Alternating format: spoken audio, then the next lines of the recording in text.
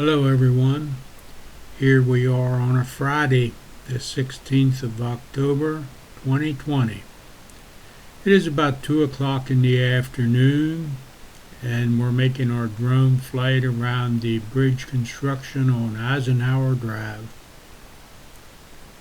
Temperature today is in the low 60s, just a little breezy.